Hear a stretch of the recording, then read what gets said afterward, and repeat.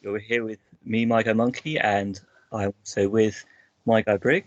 Hello. Yes. Hi. How you doing? Welcome back to the podcast. Yes, we're with our new format. So today we're going to be doing the same format as last time. I'm going to pick a topic.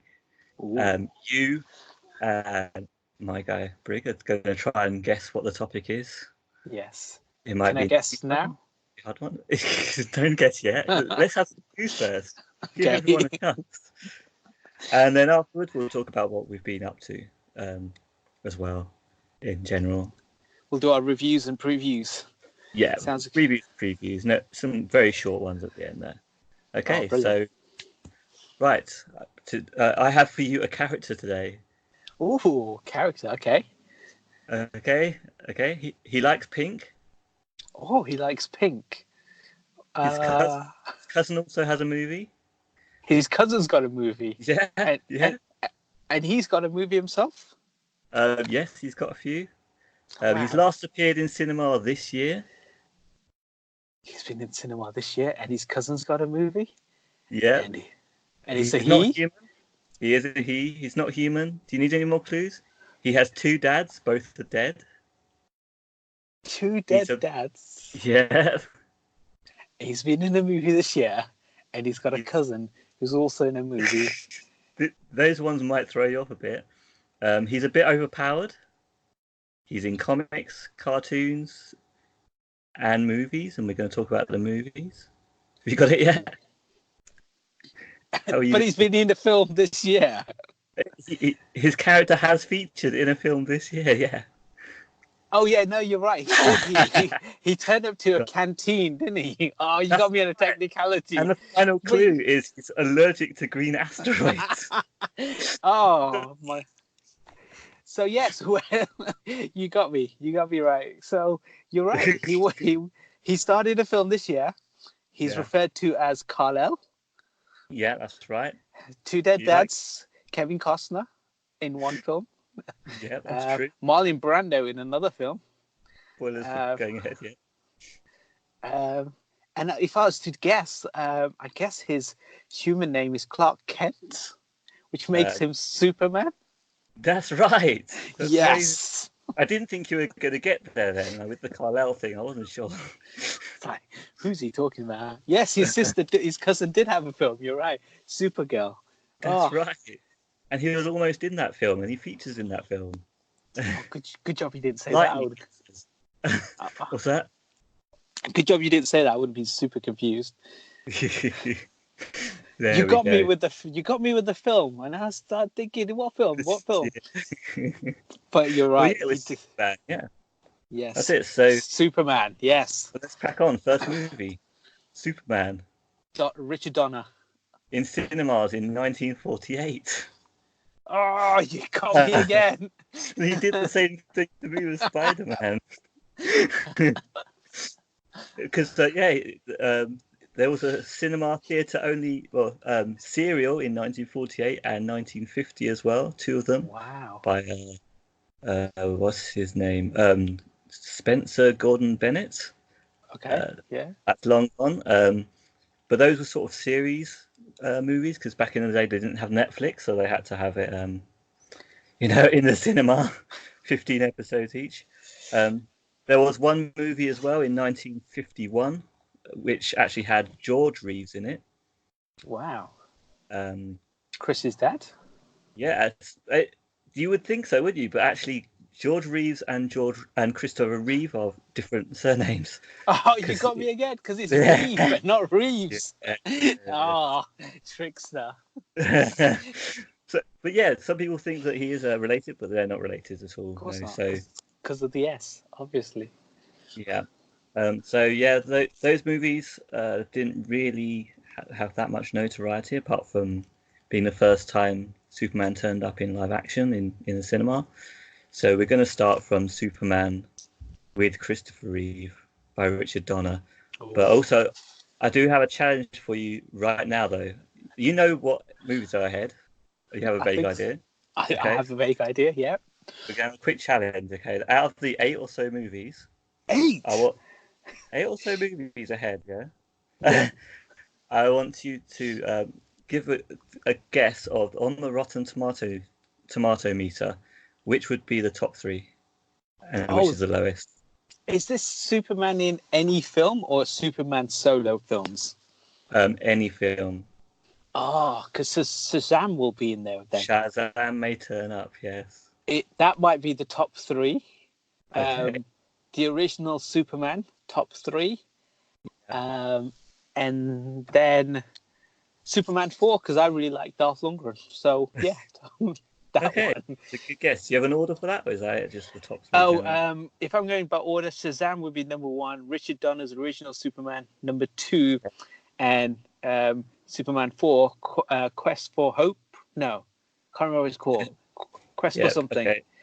That one would be number 3. Yes, Quest for Peace. Peace. So you're going so close. Shazam. Okay, I'm just writing that down so we can check that at the end. Oh, okay. So we don't know yet. Remind me, I might forget. Yes, remind me at the end. We'll do that at the end. Okay, so Superman. Okay. Yeah, Superman. 1978.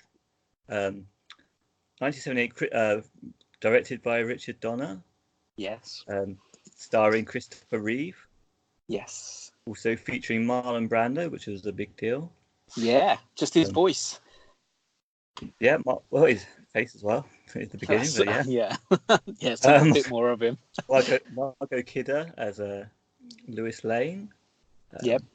Mark McClure as Jimmy Olsen, who is notable for something as well. And actually, it set the record for the business during a pre-Christmas week when it came out back in 1978.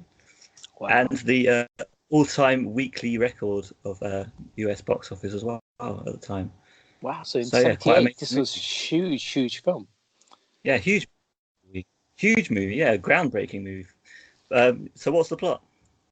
Oh, okay. So Krypton is exploding. Father Jor-El and Mother put a baby on a spaceship and send him to another world.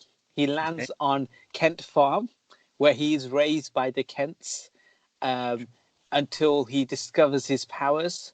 And then obviously they then tell him to suppress those powers and to live like a normal kid. Gets a job in a newspaper, the Daily Planet, where he meets Lois Lane, who becomes obsessed with Superman and not him. And he rescues her from the helicopter. That's what I remember. Yes, that's pretty much the whole movie. You got it. And time travel.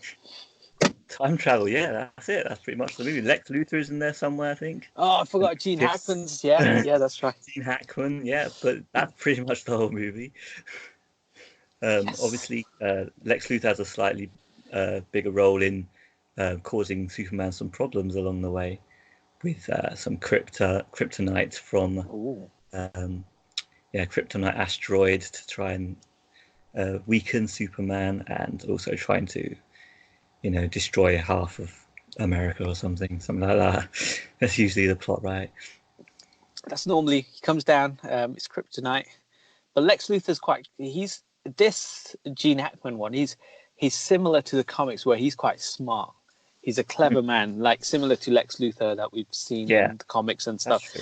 He's not dumb, and he uses that kind of the intellect to kind of outsmart Superman. Yeah, I mean, further on, we're skipping ahead, but he does lose a bit of that. He becomes a bit more cheesy, but he is quite. Yeah. He is a good character in this one. Yeah, I agree. And of course, at the beginning as well, on most versions now, you see a glimpse of General Zod as well, who turns up later. Because of course, this movie. Did you know this was actually made? This movie and the second movie were actually made at the same time, most of it. So made back to back, yeah. So back to back. When Richard Donner, I think, left, they had to reshoot the second one, just over 50% I think it is. So then the other director has a claim to that, so they have to reshoot all elements of it again. Literally the same shot just has to be directed again by someone else, just so they can get Richard Donner's name on it. Didn't get the credit. Just because so they can screw over Richard Donner. That's right, yeah. Was it Pierce Spengler was the producer? And actually, was quite infamous already for screwing people over, directors and Oh, actors. So there's a bit of controversy and drama there. So yeah, so he got rid of Richard Donner, replaced him with another Richard. What was his name? Um, Richard E. Richard. Grant. Richard. No, Richard Lester. Um, Oh, and poignant. he had to reshoot enough to make it 50%, get his credit on there, Yeah. and he changed around Superman 2 a bit. Is there anything else to say about Superman? Did you like it? No, the first one I remember watching when I was a wee little lad. So the film hadn't, at that point, it still looked great, especially the helicopter bit. I always remember that bit. That's such an Yeah, iconic kind of bit. Even when he's flying, back then, the technology that was used to kind of just do all that bit looked amazing. I think also as a good kind of origin story as well. Like you see Superman, you see his powers, you see the birth, and I think they did a really good job considering it's film in the 70s, the technology and what advances we've had now. They did such a yeah, good job. The suit looks amazing, yeah. and because Sexy suit. yeah, it's maybe one of the best. And the thing is, because Reeves looks immaculate, like he can pull that off. That normally you need Mm, someone with a bit of padding. So this is pre-padding days, and I mean yeah. he looked incredible. The cape and everything looked awesome on him, and I it mean, he looks is like, Superman. oh yeah, definitely. I mean Christopher Reeve will always be Superman. he'll come up in other movies as well. But yeah, he's definitely the man. Every time you see him, you think Superman because of him.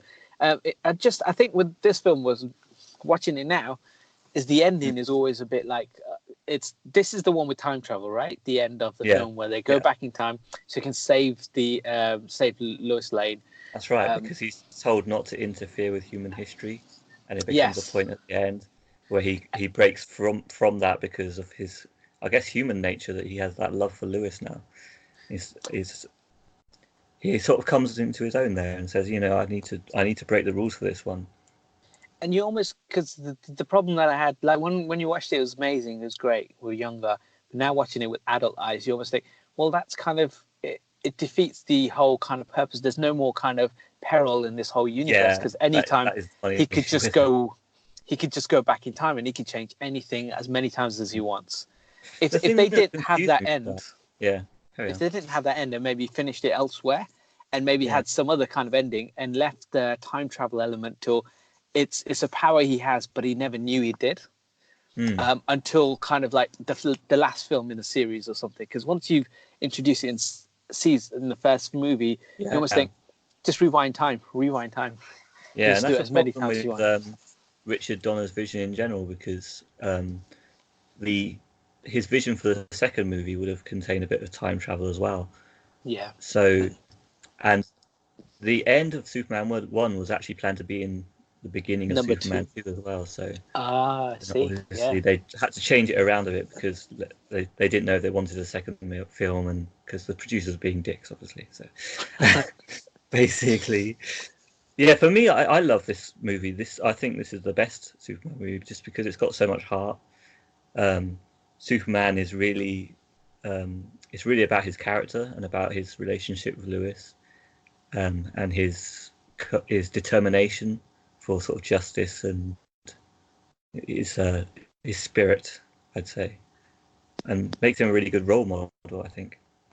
Oh, he's the perfect Uh, role model. Yeah. So I've always loved the first movie and Christopher Reeve. Um, but let's move on to number two because we need to get through all of these. There's eight, so, at least. Okay, Now, so yeah, go on. if I'm going to guess, number two is the one with Zod. Yeah, So this is the one where I think they start off and they're in the spaceship, I think, and Zod and the two other people who I can't remember, but they now land on planet Earth and they start causing mayhem. mm, And then they have a fight with Superman and they overpower Superman and beat him up. And I can't. Is this the one where he pushes the Leaning Tower pizza? Is this one he gets? No, it might not be this um, one. Gets no, that's evil in. coming up. It's a bit But yeah, later. they have a That's little good though. fight. I forgot He that. they win, and then at the end he comes back and he's able to put them back into the Phantom Zone, I want to say, or that's it. And that's where the film ends. And Lex Luthor's in this again, but I can't remember what he does. But I'm sure he plays a part in this somehow. Yeah, Lex Luthor is in it. Lex Luthor is in jail still from the first movie. Okay, yeah. And he breaks free to find what's his name? The what do they call it? The thingy of solace, the kingdom, the palace of solace. What's Superman's base called? I was going to say Quantum of Solace. When he said Solace, that's a James Bond film. Yeah, exactly. But it goes off to find Superman's home in the North Pole, wherever it is. Yes. And then obviously he knows about he uses the crystals to find out his real name, Superman's real name, and get some info, and then he uses that to try and have power over Zod and get place in his sort of new regime, his new order. So that's Lex Luthor's place in the movie. And that's what I like about Lex Luthor. Like, he uses his smarts. He found out where the iceberg is and where it was hidden, and then goes in and he just learns about everything to do with Superman, learn about his strengths, his weaknesses, his true identity, and then he uses that against him. Yeah. Because he knows physically he's no match for him, but mentally, Well, yeah, he knows he's the smartest. Exactly. Smartest man on Earth. In the universe, maybe, according to him. So he's got a slight delusions of grandeur, but apart from that, he's fairly smart. And I remember this one. They use more of their powers. So Zod and the rest of them, they do the they did the laser eye stuff. They did the breath. Yeah. And I think this is the one where someone punches him and he just squishes his hand, and he kind of implied that he's broken the guy's hand. I have to say, you know what? Look, thinking back about it, I haven't seen this in a while. I think I like this one better than the last one. This movie is amazing. As a kid, you just think it's amazing because there's 3 friggin' superheroes as powerful as Superman. So as a kid, this is absolutely one of the best movies. I agree. Yeah. Of course, Superman gives up his powers for his love for Lois as well. Oh, this is the one where he does that. That's where they beat him up. And then he's in the bar and he has a fight. Yeah. Gets punched. Oh, it's coming back to me now. Beaten up. And then at the end, spoilers, he comes back and kicks his ass, which is probably the best bit in the movie. No, maybe. Quick talk about Richard Donner's version, though, because he released a version where he'd recut it for himself, and it's slightly different. I don't know if you've seen that or not. Oh, I haven't seen that one, no. Oh, you need to watch it. But for me, that's a really good movie because it changes things around slightly to keep the Lewis and Clark sort of heart at the center of the movie. So it makes it a really good movie with the first one. It does involve time travel again, so you might not like it for that reason. But I'd recommend giving it a try if you want to. Yeah, I'll definitely check that out because I remember liking this one. Now that I've kind of just described it. Yeah, same here. You brought my memories back too, to be honest. Just starting to picture it all. Yeah, and how amazing it was as a kid. But we have to move on to the next movie, or we'll never get through them. Obviously, this one set a load of records as well for box offices. Because you have Richard Pryor. Oh yeah, next one, yeah. Yes. Richard Pryor, who partially funded the film in the end, I think. Oh, did he? Wow, that's amazing. That's what I hear. Yeah, that's what I heard. And this one doesn't really involve any superheroes for once. Well, I guess since the first movie, actually. Do you have a synopsis? A plot? Now, again, I'm reaching, but I think there's a moment where Richard Pryor tests out Superman's skills by, I think, going on skis and jumping off a building, and then Superman comes and rescues him, and it was like a diversion tactic of some sort. But this is the one where they, right at the very end, unleash some sort of killer robot. And I remember that bit, and I remember watching it when I was like super young, because we're still super young now. And the robot was a bit scary at the very end because it grabs the lady, cool. And then does that thing. And all I remember is the Richard Pryor bit where he gets rescued by Robert Superman. Vaughn's in it as well. And then I just remember the robot. That's all I remember from the whole film. Wicked. I mean, that is pretty much the plot of the film. It is Superman versus robotics. As you say, Richard Pryor is in it. He partially funded it, so he's quite a centerpiece of the movie. That's kind of what people say about it anyway. But he's a sort of computer programmer. He's super smart. So we're entering the time when computers were a big thing in the world. So it sort of focuses on the technology and where that might go and the fear of technology. And yeah, you've got master villain Robert Vaughn playing Ross Webster this time, who's a similar megalomaniac, a bit like Lex Luthor, but see Gene Hackman's not in this one. Okay, yeah. And they go off into the desert, into the mountains, or one or the other. It's technically mountains, and build a robot to lure Superman and kill him. Oh, before that though, they also give him the kryptonite. They give him a synthetic piece of kryptonite in this one. Is this the red one? What you were talking about. This is the one with the Tower of Pisa you were talking evil. about. Yes, that's it. I remember now. That's the one that makes him evil. Where he takes he goes to the Leaning Tower of Pisa and he straightens it up. That's one of his evil deeds. It's amazing. His evil deeds. And then the guy who's making the models of the Tower of Pisa is really pissed off and he smashes them all up. And then at the end, when Superman gets better again, he comes back and leans the Tower of Pisa again, puts it back in place. And then the guy's made all these straight models of the Tower of Pisa and he gets angry at Superman again, smashes them all up again. All his models. He's ruining his business. That's right. Superman doesn't care. But probably, I remember that vividly, but I remember all the Superman movies vividly.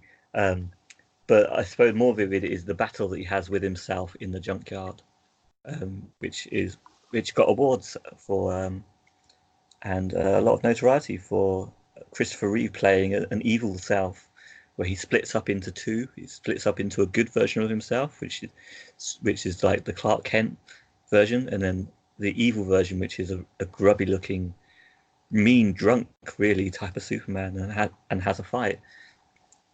Do you remember that at all, or is that going too far back for you? I don't remember that. I remember. I now remember him going evil and pushing the Leaning Tower of Pisa in the opposite direction, and I remember fighting against a robot, and I remember the red kryptonite now, but and the bar scene, but no, I don't remember him fighting himself. No. Okay, so you've got some rewatching to do because that is I got epic scene. Let's see. Yeah, it made an okay gross box office domestics in US 59 million, 60 million. So million. Yeah, so it was still doing pretty well at this point, but it's going down. Okay. Yeah. Not a tad on the 108 million of number 2. Wow. It's going down. That's a huge drop, yeah.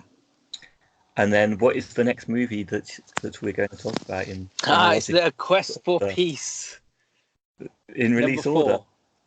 Oh, number 4. Almost. Supergirl, 1984. But does that feature Superman? Is he in there like a cameo? He was supposed to come. Christopher Reeve was supposed to come and feature in it personally, but he dropped out eventually. So. But they still feature on the telly his existence in the movie, and apparently he's away on peace-seeking mission off of Earth, which is the excuse for why he's not in it. Do you know anything about Supergirl? Because not many. So Supergirl, I think she fights against a witch. There's a bit where she has to go through a tunnel or something. She loses her powers midway through, and she has to go through like a. It's not a tunnel, but it's like there's a big hole or something. She has to go around it, and she gets all her powers back. And it's in some sort of fun Phantom Zone, some fun fair or something's there. Yeah, she's got a out in a fun fair, I think. Yeah, I forgot that.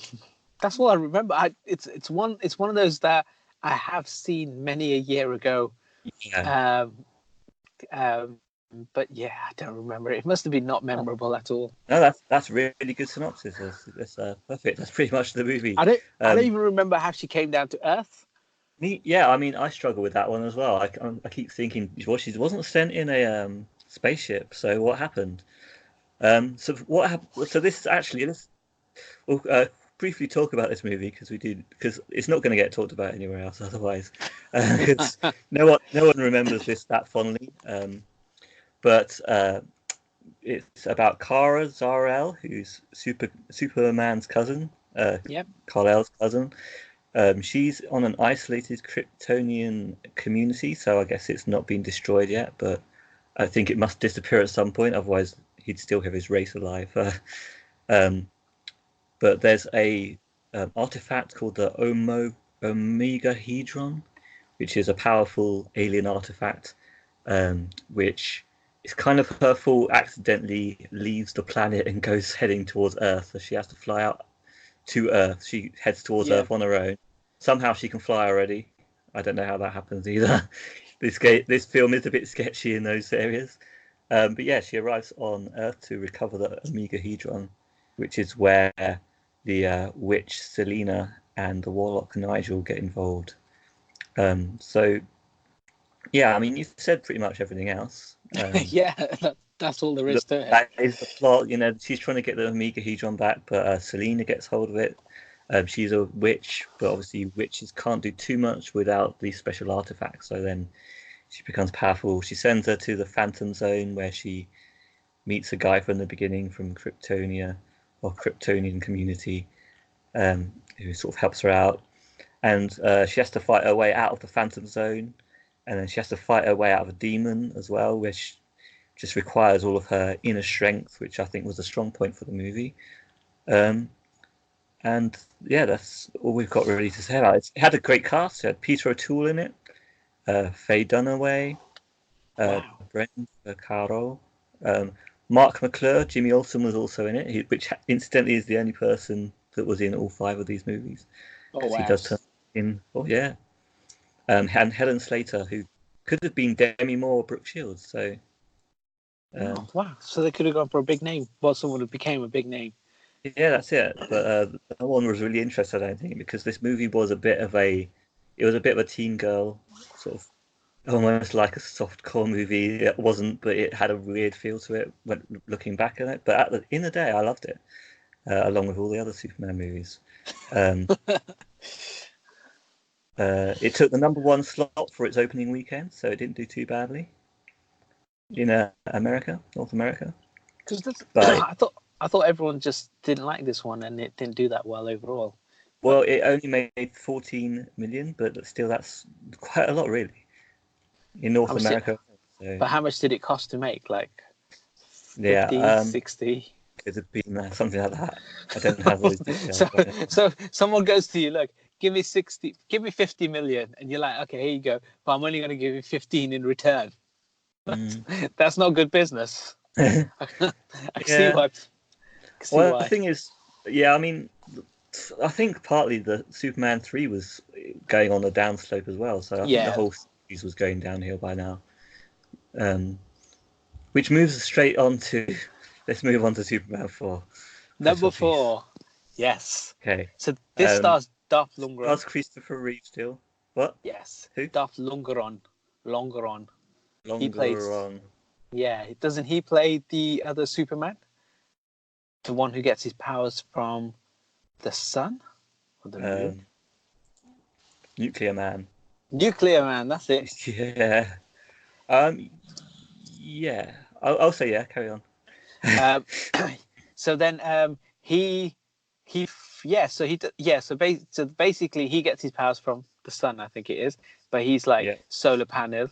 But when there's a total eclipse, obviously he loses all of his powers. So he fights Superman halfway through, and he wins. And then Superman comes up with a brilliant idea near the end of the film to move the moon, so it blocks the sun, and he beats him up. And I think this is something that was created by corporations. So Lex Luthor and some other people created him, because there's that scene where he's got that where he's crouching on the floor, and then he stands up, and he's got a new kind of looking outfit. And I guess he was supposed to be a different version of Superman, one that they could control. When they say they, I mean Lex Luthor, Yeah. to do his evil bidding with. In black. In black, that's it. He had a With sick outfit. electricity in his fingers. Yeah, I mean that is the plot of the movie. There's not even any more depth to this movie, which is probably why it's not rated the best movie of all time. Basically, Lex Luthor creates a nuclear man by making some formula and exploding it in the sun. He's got electric powers, but he's powered by the sun. Superman fights him through buildings. Smashes up polystyrene walls in the Daily Planet building, and then buries him in the moon. That's about it, isn't it? Yeah, I did. I couldn't remember where he buried him, but yeah, he moves the moon, doesn't he, first, and then they can fight, and then he gets rid of him. I mean, I remember enjoying this one. I don't know what people say.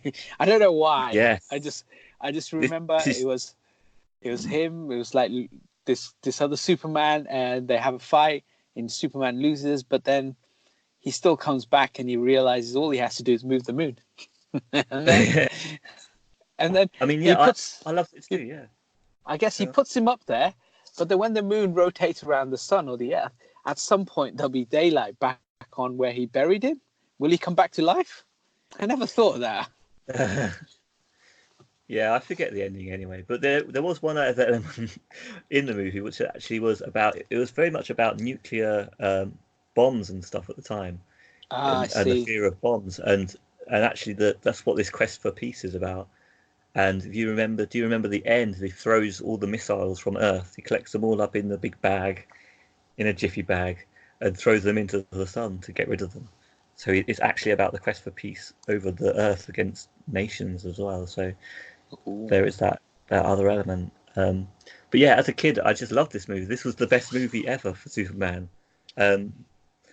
because it had a superhero with electrical powers who was as powerful as Superman. What more do you want in a sequel for Superman? Exactly. But the problem is that it had all of its funding ripped off for another movie, He-Man, I think it was. Oh, so Masters of the Universe, yeah. Yeah, okay. They stole they stole the whole budget of Superman 4. I think Christopher Reeve himself had to fund some of it, just to get it finished. Because he thought it wasn't him, because Christopher Reeve is Superman in real life and he wants world peace, so he actually wanted to see this movie finished and made. And if you look at it, but if you haven't watched it as an adult, I recommend having a look at it, it is severely weaker. I think the message there is when you get to number 4 and you become political, as Superman did. We should all be watching this film because it was amazing. Amazing. Well, never go back. Never go back.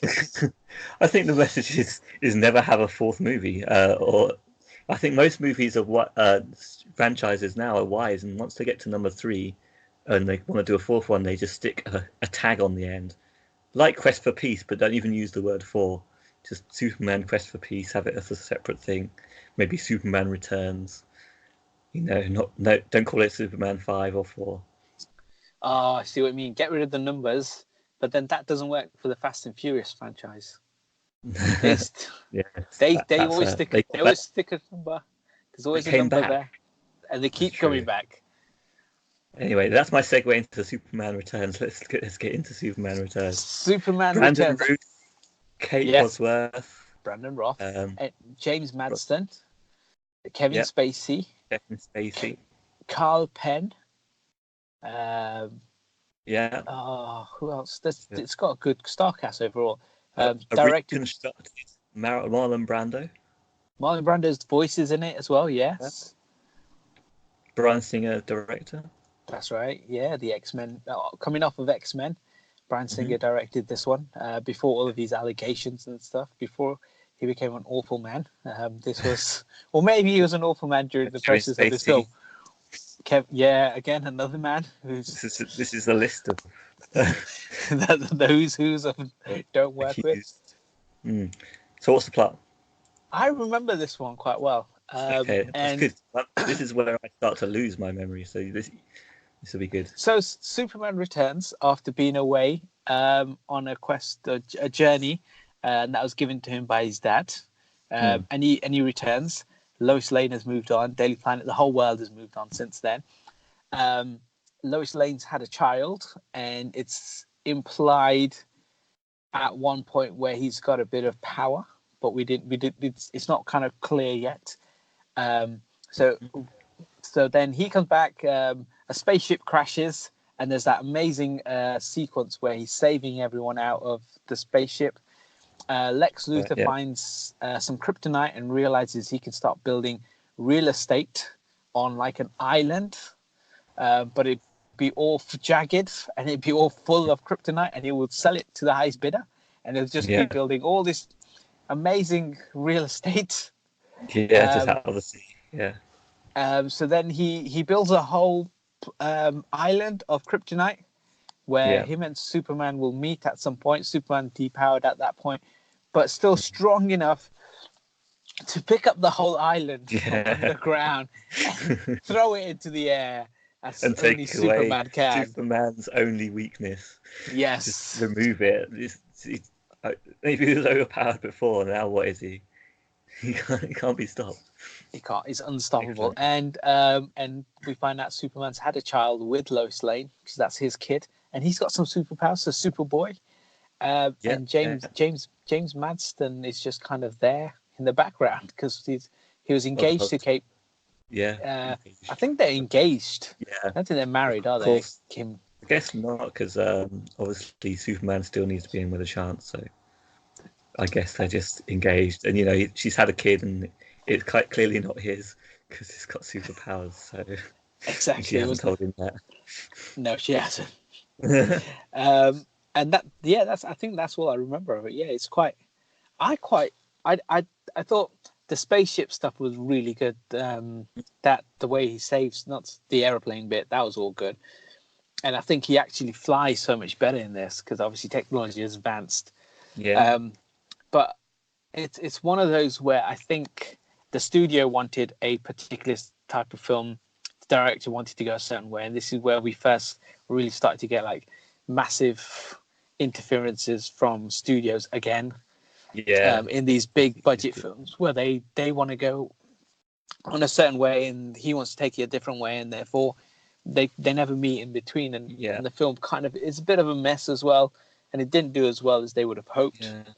And I think they picked Brandon Routh out of nowhere, which means I think they wanted to do something with him and keep it going, but clearly he didn't come back. So, but he looks so much like if Christopher Reeve had a son, he'd look like Brandon Routh. I think. He looks so much like him. It's uncanny. And also in behind the scenes things that I've seen with him, he really is as dedicated as Christopher Reeve to the role. He really did want to do it proud and fully involve himself in it. So it is quite a shame that the costume was great again, bright, vibrant. And I remember similar to Christopher Reeve, he looked really good in it.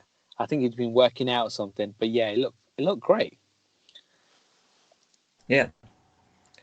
And it's an actual sequel as well, which is good. It just didn't like the ending where it's just kryptonite and he just chucks it away. And that's that does undo a lot. But I have to say, I didn't notice that at the time. I didn't really care at the time. But looking back, I do prefer when he's using his spirit to break through things and his determination, not just, I can take on my only weakness and just lift up an entire island made of my only thing that can make me pass out by just being near it in other movies. So what other things?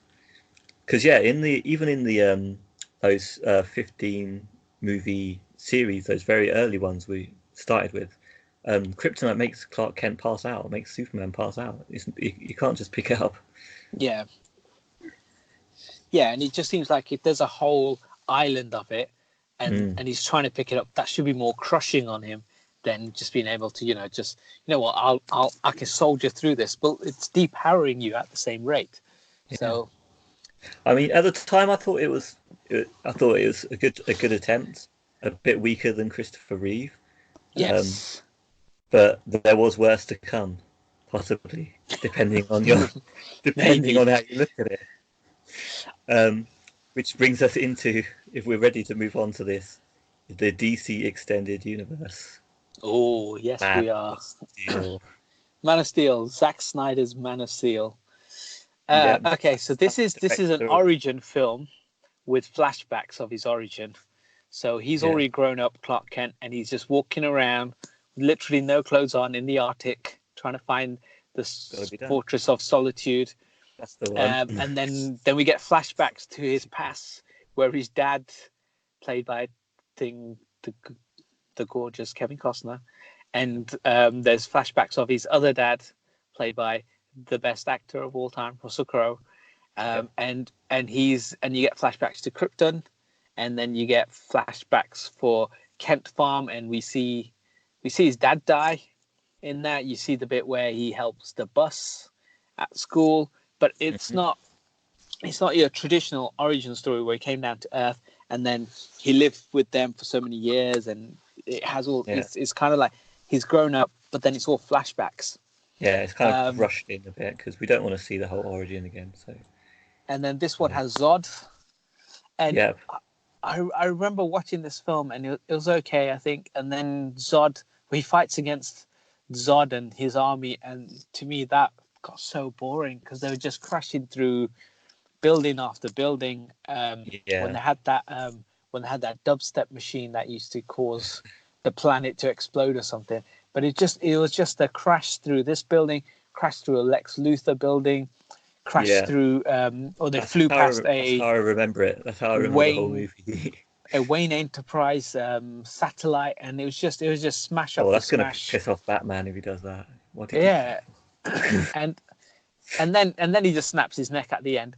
But all the way through the film as well, like he doesn't seem to help anyone. He was very moody. He wasn't happy. The colors were really dark and stuff. This is the DC Universe version, extended. It wasn't the bright, vibrant colors we've seen so far of Superman. And the one thing we always see in Superman movies, whatever danger's going on, he's trying to save people, and this one just doesn't seem interested in he doesn't care, humanity. No, people could die. Which is what the one thing his dad taught him not to be was not to be alien and to care about these people. A person with two dads like that, he should be able to help people out. And then there's the whole where they go back to the ship, and then Lois Lane just finds out information because she's that they kind of do the flashbacks, flash forwards and stuff. And then Zod, so when Zod comes and they take him to their planet on that ship, he slightly gets depowered because he's not adjusted to the atmosphere of Krypton. Yeah. So that gravitational pull or something must make it. You have to be super strong, or generally, and therefore you can survive in that atmosphere. And it just seems like it took him a few minutes, and then he's as strong as they were.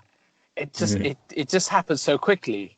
Like they would have been born into that atmosphere. It would have taken them years to be able to do whatever. He's been brought up on planet Earth for so long, and yet when you went to their planet on that ship, he was able to do just everything he needed to. Yeah. So did you enjoy the movie? No. Zod and his dad were best friends, and they both had different idealistic ways of kind of how they were going to save their planet. Yeah, I thought that was quite good. But... And Jor-El's only kind of hope is like, let's put everything we know and all our technology into our son's spaceship, and let's just shoot him off and just hope he'll land somewhere and he'll be fine. But he could take all of the kryptonite DNA and stuff, and then he can repopulate the planet, and he can go. And it's just like so much pressure on a baby. Like, come on, man. When there was another way of saving your planet, but you weren't interested in that, and they could have saved their planet if they'd just seen eye to eye. Yeah, because it's so dark, the color palette that is. It just to me it just didn't. I mean, Henry Cavill is. I mean, he looks amazing without a top on, but other than that, I wasn't interested in him. We'll just take his shirt off and I'll watch the rest of the film. But as soon as you put your Superman outfit on, I didn't like it because it looked like a dark Superman outfit, and he snapped Zod's head off. That was brutal. that feel like every time I close my eyes, I can hear the snap. Yeah, I can. It's a bit of a forgettable film for me. I've seen it quite a few times. Yeah, I've seen it enough times that I should remember it more. But there's not much for me to remember except the darkness of it, the dullness.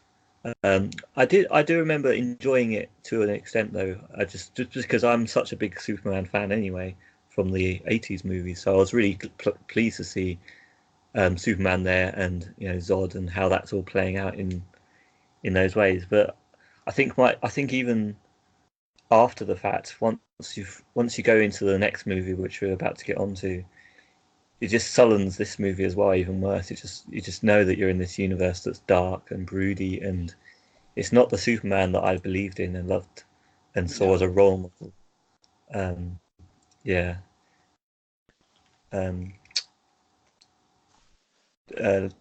So yeah, it did okay at the box office, I suppose. Made back more than it cost. So yeah. So that's keeping it funding for the next movie, Dawn of Justice. Oh, Batman v Superman, yeah. Another mess of a film. Justice, 2016. I mean, this is one of the most. I mean, for myself, this was one of the most eagerly anticipated movies of all time. I mean, seeing two of the most iconic. Yeah, I mean, these are the two most iconic superhero characters we've ever seen on screen coming together for the first time. And then, you tacked on Wonder Woman later on. But that in itself was enough. Biggest characters, yeah.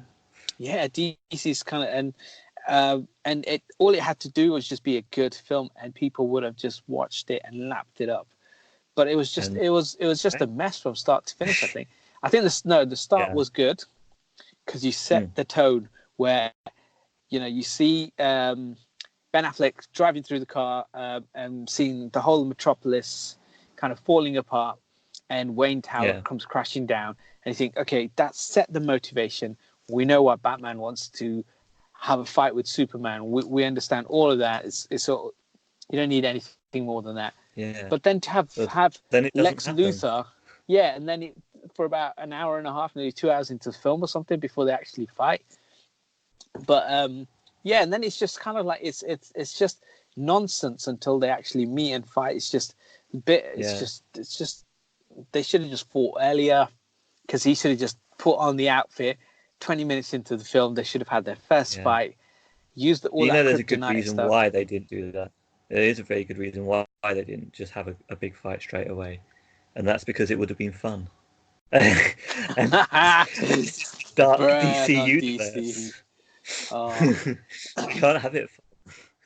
But this Batman is, I mean, there's a great action sequence with him in the warehouse where he flips and uses his karate skills, shall we say, or his martial arts skills, and he does it so well. Like that, he's jumping between people, just like in Arkham Asylum, the game. All of that's great. That looks amazing. Like visually, when it comes to action set pieces, Zack Snyder's good at that. But when it comes to stories and actually building a reason for the two of them to fight, like the first 10 minutes was enough to get Batman's annoyed and he wants to fight Superman, and then it became, well, Lex Luthor's kidnapped your mom, put her somewhere in the city. Well, you're Superman, you can fly around the whole city as many times as you want within an hour. You don't need to fight Batman to do that. It doesn't take that long. And then when you see Batman with your supersonic speaking and that, you just talk to him from a distance. Hey Batman, he's got my mom. I need some help. You don't have to fight. Guy. Let's have lunch. There's no reason to have fought for that when they could have just got a reason for Batman wanting to fight Superman, which they did, and they established that so early on, and then they just maybe... You could have shouted at him early, Martha's my mom too. You didn't need any of that, so you could have had Batman's going around branding villains, and he's putting them into prison, right? So you can almost say that's the motivation for Superman, because Superman, if in the last film he was good and everybody loved him, then in this film he would be like, okay, what you're doing, Batman, is wrong, And Batman's like, well, you just destroyed a whole city, hypocrite. Let's have a fight. Yeah. The motivation between the two may have been better, and you'd be like, okay, that kind of makes sense why they're fighting. But actually, what orchestrated the whole thing right at the end, by the end of the film, you're like, just get on with it. Just beat each other up now. I don't really care what it is. And then how you stopped. Because there's so many different ways of it, for them to have fought and then for it to stop. They could have just fought till the end, and when he's about to stab him, they could have just had Wonder Woman come in, and she could have broken it up and said, "Oh no, we need Kal-El," because she was the best bit in the movie anyway. Yeah, just like her introduction right at the very end, and then there's that one Batman to Superman joke, which is funny in the trailer, but in the context of the film, it makes no sense because Batman knows who she is, because he went and got those files from LexCorp and he decrypted them, so he knows who Wonder Woman is. So why did he say? When he says, "Is she with you?" and he says, "No, I thought she was with you." Batman knows who she is. I don't get that. That in the context of the film, it makes no sense. But in terms of a trailer, that's actually quite funny. It works in the trailer. Yeah, it's a nonsense line, and Lex Luthor goes away, and he's got all these like little clippings. So he's gone away. He's got CCTV footage of the Flash, Ezra Miller, Cyborg. He's got the picture of Wonder Woman. So he's got the Justice League characters. The identities. And then someone's gone away in LexCorp and he's created these incredible little icons. So he's gone away and he's talking to his team. This is highly secret files that I have that I'm not going to share with you. But can you create me a little icon about someone who can run really fast? And they're like, okay, yeah, we can do that. And here you go. And he puts them in there, and then that's how he decrypts it. And it's a mess of a film. I think and Doomsday Battle, that whole thing. They mentioned that's one the bit bit that let me down, really. The Doomsday Battle just wasn't. Because with Man of Steel, what everyone's main complaint was like when he's fighting away, and the whole city is crumbling around him. He's not saving anyone. He's not interested. But in Batman v Superman, they make a point to say, "Oh, let's go to this part of the city where we know there's no one around because it's 5 p.m." Right? So you've limited the number of people you've maybe killed, but look at all of that damage you've created. You've destroyed and leveled the whole city. People aren't going to work tomorrow. You've taken away livelihoods, Yeah, true. And then at the end, he dies. That's it. I didn't actually mind this movie personally. As much shit as it gets. Because it is shit. Yeah, I mean, when I actually watched it first time for myself, I found the sort of slow pace of it quite interesting. Like cinematically, it's nice to have a slow paced movie sometimes. But I think you're right. I think the problem is Zack Snyder doesn't really do that sort of movie. He's more about action, so it doesn't really meld as well as it could. I think the extended cut was better. So I've seen the extended cut, and it explains the subplot around the bullets better. It explains that the guy in the wheelchair had a bomb, but it was lead covering. So obviously that's why Superman couldn't tell there was a bomb there. And then there's piss everywhere, but he didn't smell the piss on the woman's jar. And then he actually goes to investigate. So Clark Kent does some reporting, and he goes to Gotham and he investigates Batman and all these crimes allegedly against Batman. So there's a few more bits to it, and I quite like that. I understand the story better from that, but overall, still, I didn't enjoy the film in the first place, so I don't think it could have made it any better for myself.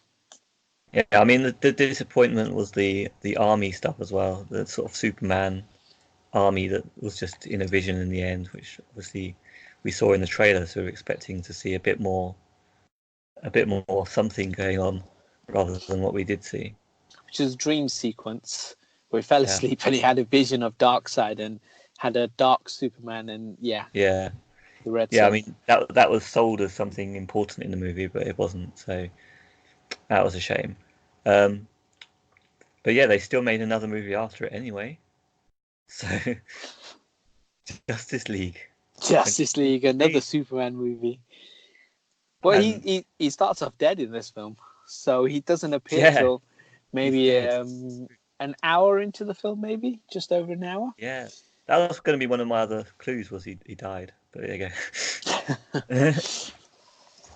go. Yeah, this one is even worse than Batman v Superman, I think, because Batman v Superman's a letdown because you've got two of the biggest iconic characters in comic books coming together, and now you've got the Justice League coming together in what is a Frankenstein movie where you've got Zack Snyder's vision made a particular way, and then it's not finished, and for personal reasons he couldn't complete the film, so they got another director on board to try and finish off all the stuff he hadn't, and they spent 30 million in reshoots, and huge amount of reshoots, and it shows because you almost go from dark to colorful, and you go from like this orangey background to a different colored background, and it really shows that this movie was just a mishmash of two very, very different films with just a terrible CGI villain as well. Really, really awful, really jarring. Yeah, that's it. 658 million worldwide it made. So this was one of the most expensive films ever made, right? Like 300 million budget or something. It cost a lot to make, and it made a lot back.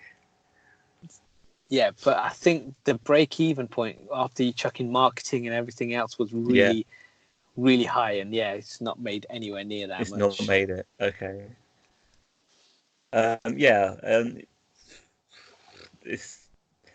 This film had no reason for Justice League to come together because the enemy was bland and not powerful at all, and then they bring back Superman just to do the job that they could have done if they teamed up. Yes, but overpowered Superman does it for them just because they're lazy. So they just takes one punch, right? Because he comes back to life. He punches Steppenwolf once, and then goes, "Wait, I'm gonna go save some people. I'll be right back." And Steppenwolf's knocked out. And that was it. Yeah. And then he goes save some people, comes back, and they break his stick. Completely pointless. But there is one good thing in this movie, and that's when Superman is bad for about 5 seconds, and they don't know whether he's going to go manic, go crazy or not when they bring him back to life, and he just starts blurting out rays from his eyes, all angry and stuff. If they'd done more of that, then that would have been a good movie. It should have been Steppenwolf brings Superman back to life as evil Superman. Then they have to fight against evil Superman. But halfway through the film or something, at the halfway point, that's when they have their battle. And then Justice League defeated. He somehow meets up with Lois Lane. And he's given her a ring from the previous film. Maybe that was some sort of thing to bring him back or something. I don't know. But Steppenwolf has got just seeing her anyway. And then Steppenwolf's got all the mother boxes or whatever in the background. Yeah. And then he does his thing, and then the Justice League reunite. And then it could have just been Justice League versus Superman, and Steppenwolf was just pulling the strings, and he doesn't have to be this rubbish villain. And Superman could have been the villain throughout the film. Yeah, or just have a big enough villain to make it worth the risk. Because they say straight away, we're going to bring Superman back to life, but we don't know if he's going to be evil or not. And Superman could just annihilate the Earth in one zap if he wanted to. So why would you even risk that unless there's a villain worth risking it for? Made no sense. Rubbish film. I think the only good thing was the action sequence in Themyscira looked great.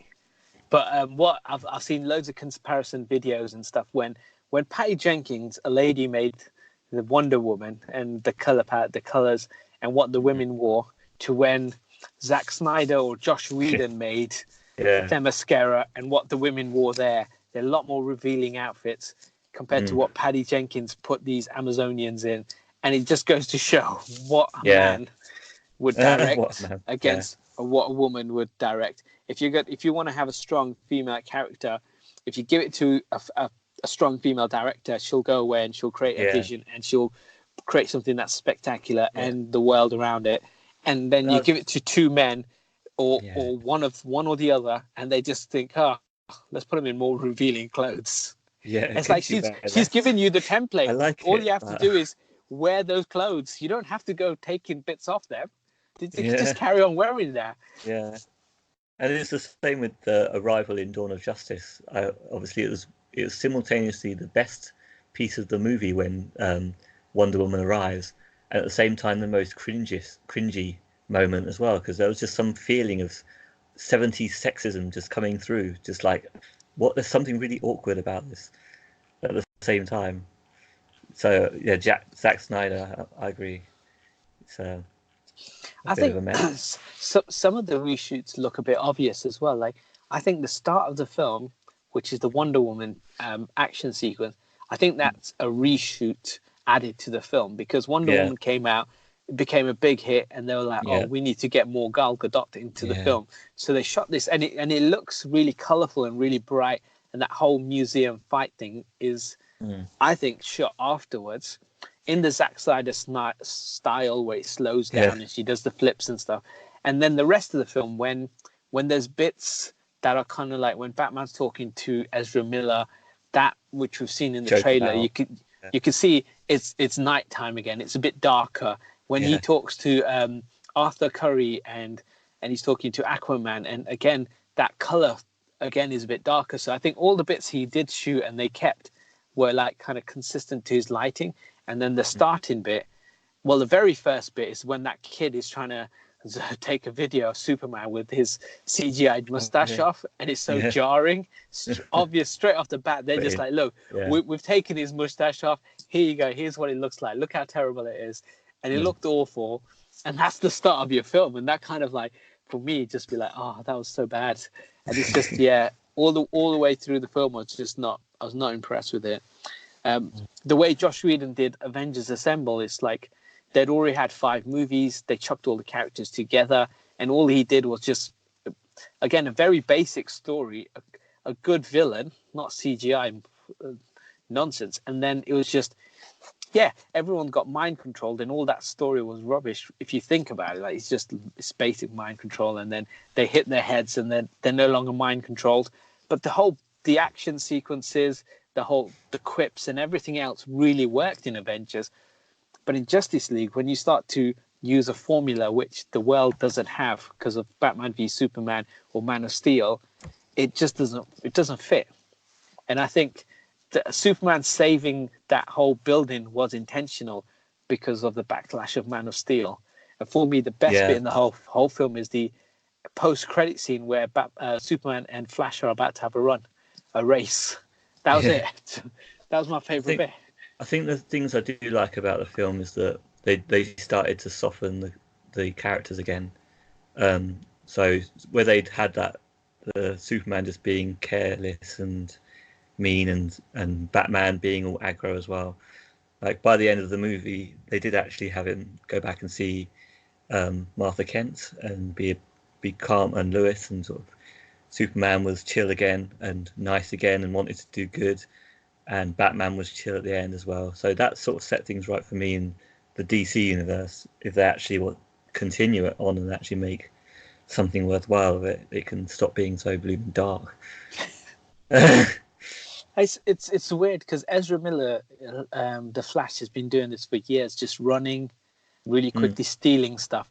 And then when they get to the bit where they're about to fight against the parademons and Steppenwolf's there, he's like, "Oh, I don't do anything like this. I don't know what to do." And he goes, "Just save mm, one person." Like, but he's been doing this for so long. I mean, he's been stealing, he's yeah, been running around and doing all sorts of bits and pieces and saving yeah, people because we saw a video of it. mm, So this shouldn't be anything new to him. He should just be able to yeah. be like, "Yep, I'll go do that." But That's and true. also when they fought Superman, he had one job to do, which is look after the mother box, and he left the mother box alone. And then once they got beaten up by Superman, Useless. Steppenwolf just came and took it. It's just like you have one job to do. Yeah, one job You flash. and you can't run. Have you seen every time they Man put him in can't slow run. mo? Like, I mean, as Ezra Miller, I mean, if you ever listen to a good looking bloke, you're a good actor, but you can't run. I don't know what it is, but every time they put you in slow mo and you're supposed to be run, you always seem to fall over. For someone who's the Flash, who's been doing this for years, or at least 5, 10 Maybe they years. should have invested in an athlete or someone that could at Usain least Bolt. run. Yeah. That'd be Bolt. much better. Amazing. Imagine if Usain Bolt was the Flash.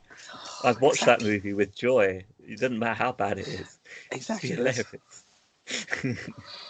hilarious. We're fixing the film for you guys, DC. We have to fix the whole blue and DC universe so far. So that's another terrible Superman movie for myself. We've got to the end of the DC, kind of almost the end of the DC universe. We've got Shazzam finally as well. Yes. We can talk about his appearance only, just to keep it short, so we can move on. So it's he the very at end. the end. He's in the canteen. He stands there. Do you know who he's played by? Oh, it's definitely not Henry Cavill, so I don't know. No. Maybe the director. No, it's actually a little bit of information. He was played by Ryan Handley, who was the stunt man for Zachary Levi, who was Shazzam. So Shazzam's stuntman, who actually plays Superman in that movie. And yeah, did you enjoy the appearance in that movie? Yeah, I kind of saw it coming because it's the way he talked about, my friend. But up until, I guess, that point, I didn't realize if anyone else was going to make a cameo. But they referenced Batman and Superman throughout the film. So I thought maybe someone will come in. It was in universe, wasn't it? Yeah. And it did take me, I didn't quite think they would put a cameo of someone in. But Superman's so much like Shazzam as well, so it works. It's interesting that they chose Superman over Batman because they're both huge characters in the DC Batman's universe. he's got industries to run during the day, you know. He's only Batman at night time, so during the day he's got to go to work, he's got to go to boardrooms, or he's got to be drinking, seducing women, and then at night time he's Batman. Not during the day, obviously. So what's he gonna do? Unless if he's seducing the teacher down there, then he could turn up as Batman. Okay, yeah, that's a possible sequel. So we'll look out for that one in Shazzam 2. So I guess I want to know the ratings of which is the favorite. You want to know that now? Okay. Unless only if you finish your Superman thing. The only thing I would say first is which would you rate better overall, Christopher Reeve era or DC Universe era? Christopher Reeve era. Obviously. Not a hard question to answer, is it? Okay. It's not. So if I was to definitively rate them from 1 down to the last one, so Superman 1 is my favorite, because that was kind of like the original classic. I'm not even going to count Shazzam because I don't really think of that as a Superman vehicle. My second favorite is still Quest for Peace, because there's a good message in there. Despite what everyone else is going to say. Use solar power. Use solar power, not nuclear power. Superman 2, because I like Zod. I like that introduction of Zod and his other henchmen. That was quite good. Then Superman Returns, the Bryan Singer one. Okay, that's good. And then Superman 3, because I do like Richard Pryor. He's a fave of mine. And then between Justice League, Batman v Superman, Man of Steel, if someone said I had to watch one of them again, I think I'd watch Justice League because it's shorter. Then I think Man of Steel is shorter. Then Batman v Superman is the longest of them all. So that's my definitive ranking. Based on time I'd have to spend watching them, the last series. Yeah, I think I wouldn't mind watching Man of Steel again. But yeah, I would definitely put number 1, Superman, the first one with Christopher Reeve at number 1. I like it since I've watched the Richard Donner cut of number 2. I do like that as a combination, so I'll put that as number 2. And then Supergirl, funnily enough, is my number 3. Wow, because I love Supergirl. You don't remember Supergirl, really? No, it's before my time. I'm just a wee lad. Yeah, I mean, when they released that, it was a bit cut up anyway. There's a better version with the full stuff on DVD now, so it might be worth watching. But yeah, I mean, back in the day, it was all about number 4 as well, though. But having seen it with adult eyes, I can't really rate it up as high as I used to. So number one and number two are the big ones for me. Then Supergirl. Um, Returns. I don't really. I need to rewatch it. I've seen it a couple times, but I just for some reason it's become forgettable for me as well. Um, yeah, that's it. That's all I'm going to say about it because I love the originals anyway more than anything. I do think Man of Steel is worth a rewatch to find out. Yeah, I need to rewatch it. Where the train Where wreck started. where, where yeah, see the beginning of the end. But yeah, do you want to know how you fared? You put Yeah, Shazam as you I put put Shazam Shazam as the highest number one, rated. and Yeah, then I went for number two, the original Superman, yeah, and then went okay. for Quest for Peace as Quest the for third Peace. on And Rotten Tomatoes. you didn't tell me who you would put as the lowest out of all of those. Oh, who's the Supergirl? Supergirl. Well, I can tell you now that you actually got right with Supergirl. That was the lowest. That got Yes. 10%, but it Wow. was only lowest by 1%, which was 11% with Superman 4. So you're a bit out with the Superman. Oh, Superman Sorry. 4 was so good. I think people need to And watch it with adult eyes. yes, adult eyes. I don't think that will help with your case.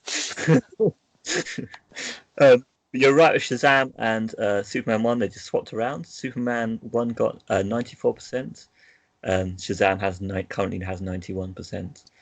So Yeah. yeah, Superman 1 highest voted. Um, Wow. What was on number three? um, Number 3 is Superman 2, the original. Wow. Okay. Num 4 is actually Superman Returns, which that surprises me because yeah, I didn't think that would be so high, but Is that obviously it like was. 60 or 70% then? Is that quite high? 75% for Superman Returns. Wow. Critics really like that one. Yeah, I mean it's. I think it happens when you after time and you compare movies, you start to forget or maybe think they're lower than they are. But yeah, 75%, fair score. Um, then you had the three DC movies. They all rated higher than Superman 3 and Superman 4, Wow. which only just in one case, but yeah. Which I think is wrong. Yes, totally wrong. Totally wrong. As long as you watch it with the kid eyes in the 80s, when we were 10 or less, then definitely 3 and 4 are highly rated. In the And 80s, that's before our time. In the 90s, 90s, what?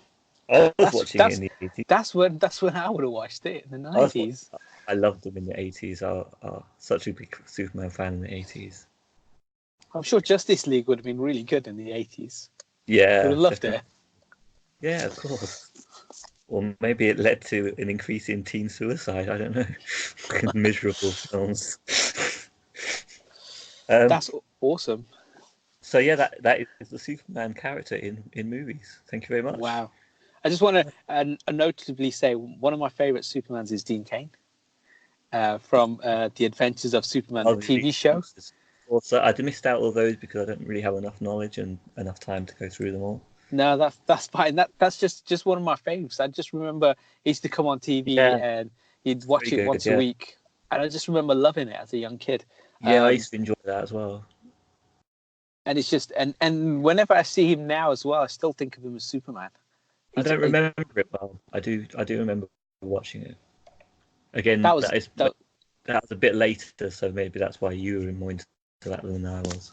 Yeah, that's when I was into Superman when it was Terry Hatcher and Dean Cain, and when Smallville Okay. came round, I watched some of it, and I remember watching a season, and it became just like it's a meta human of the week, and it just became like this story of just trying to find this new villain of the week, and it just for 24 episodes. So yeah, for me, I need it to watch wasn't. those still because I didn't watch those. Well, there's 10 seasons, and he Sounds doesn't learn. fun. Spoiler alert. It never learns. Yeah. Okay. I've got a funny comparison for you. Okay, because you say you're 90s and I'm 80s kid when it comes to Superman. While you were Yes. watching Adventures of Superman and Smallville, I was Yes. watching George Reeves in a black and white TV series that he did after his movie. That's the region I was in. See, that's well before my time. Yeah, With I, in the 90s, I would have been watching the original Adam West Batman. Yeah.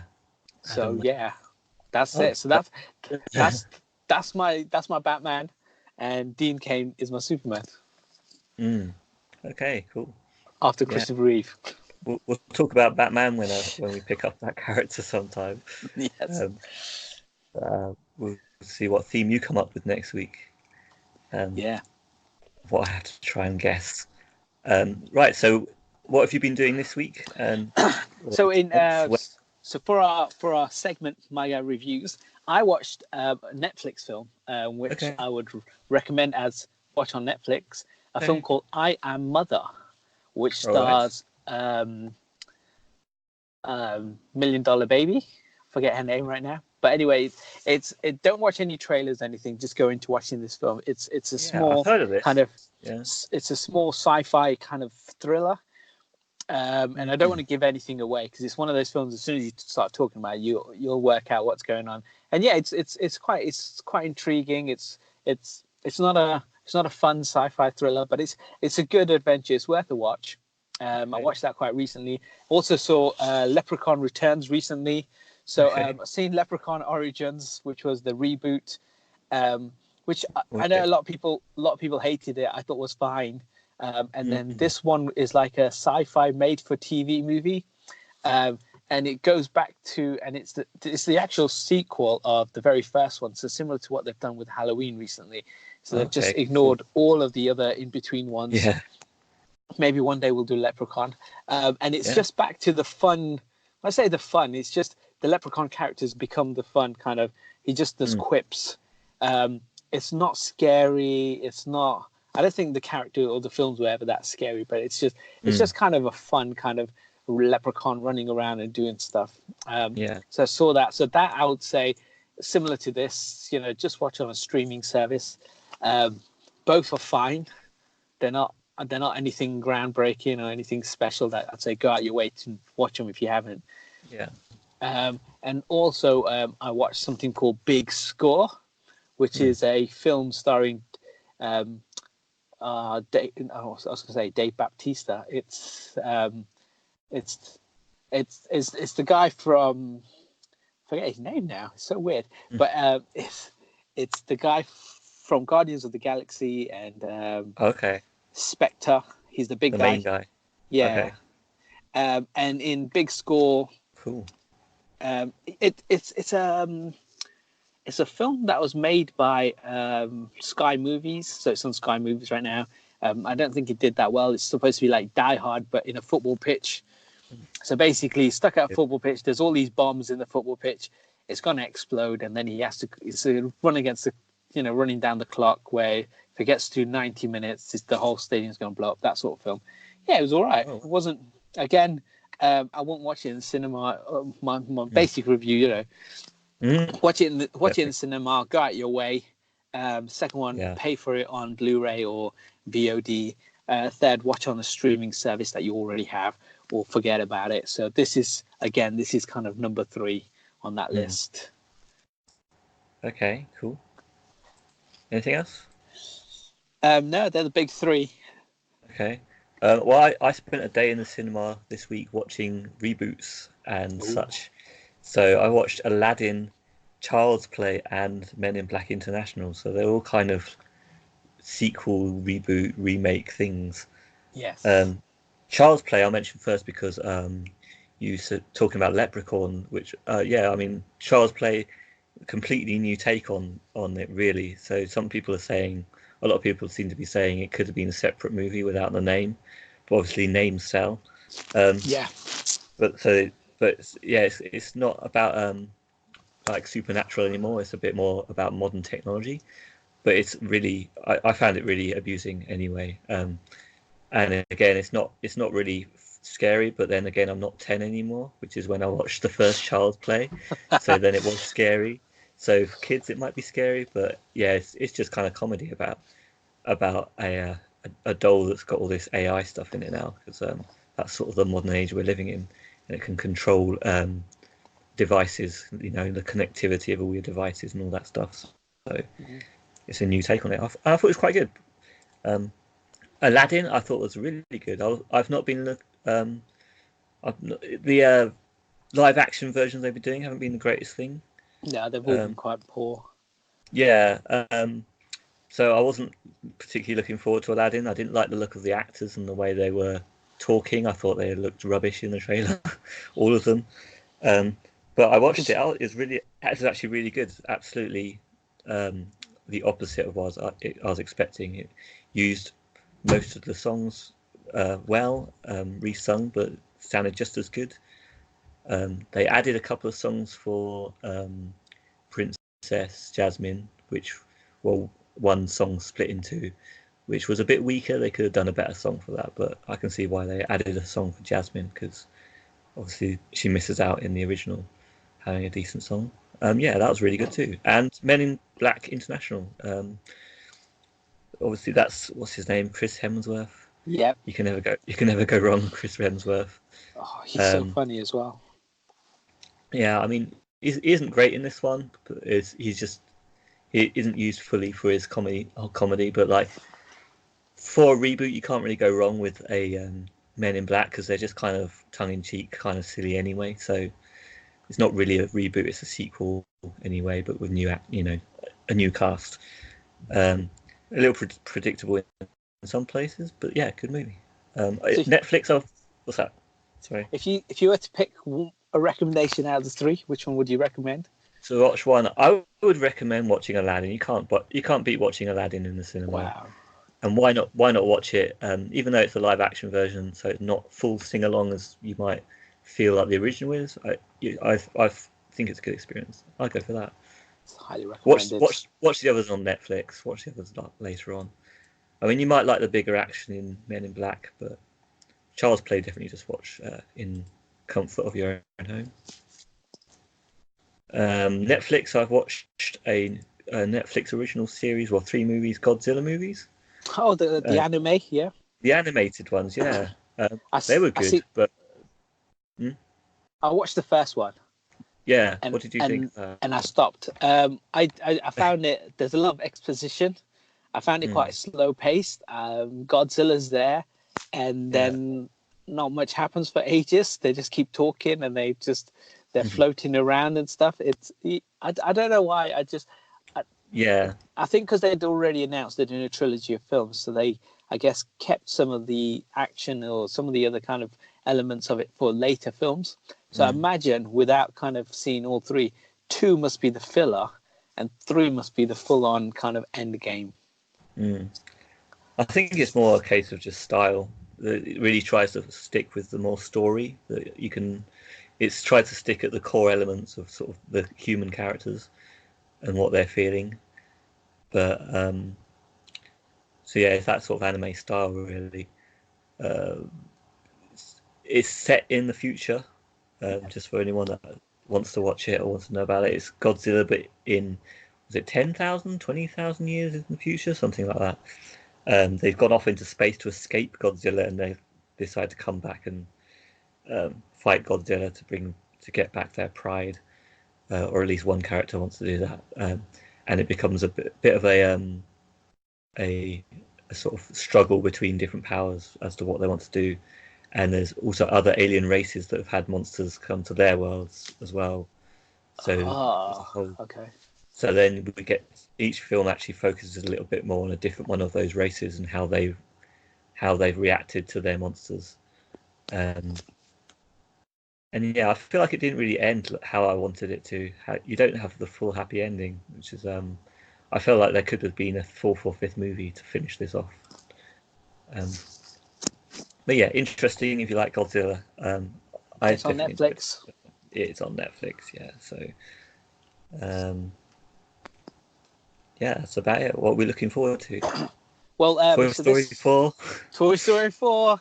This is the weekend. I'm looking forward to Toy Story 4 this weekend. I think 2nd of July is fast approaching, which means Spider-Man is just upon our horizon as well. Which you rated last week as your favorite Spider-Man movie of all time. Did I? Excellent. Good. I'll watch that then. So I'm also going to be watching The Nun next week in preparation for Annabelle 3. Okay. And I'm going to finally put in that DLC of Borderlands, and I'm going to play that on Ultimate Vault Hunter mode. So Wow. I'm pretty much ready now for that, I think. You are set. Excellent. Yeah, there's not much else going on really.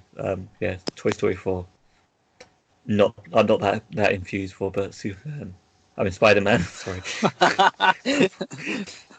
Far From Home. It's the Krypton. same thing. It's just spelt differently. It is. I basically stole your idea last week and just changed the word spider to super. And it worked so well. Yes. Just copy and paste. Copy and paste. Brilliant. Literally Thanks, changed guys. 2 letters. Yeah, literally, there's not much to it, is there? It's. Took out the ID and put a U. I mean, someone who's maybe dyslexic will think we talked about the same thing twice. So, Yeah, sorry. Sorry, guys. we've got our own Twitter account, MyGuy Reviews. We've got an Instagram account called MyGuy Reviews. We've also got an email address, MyGuy Reviews. So if you guys have any topic ideas or any suggestions, chuck them onto one of them. If you're emailing it, put on the title dash monkey or dash brig, and then we will pick them up separately. That way we can do our own kind of looking at our own topic ideas without the other one knowing what they are. Yeah, that can be done. Yeah. And then, wherever you find this kind of podcast, iTunes or your own kind of Spotify, wherever, just rate us, put 5-star rating on there, and then give us some criticism on how we can actually improve it. But just put that 5-star on there so other people can find it as well. And tell a friend. Yeah, most of all, thank you for joining us as well. Yeah, thank you for listening. For our chat. Thanks a lot. Thanks, guys. Bye. Look out. Bye.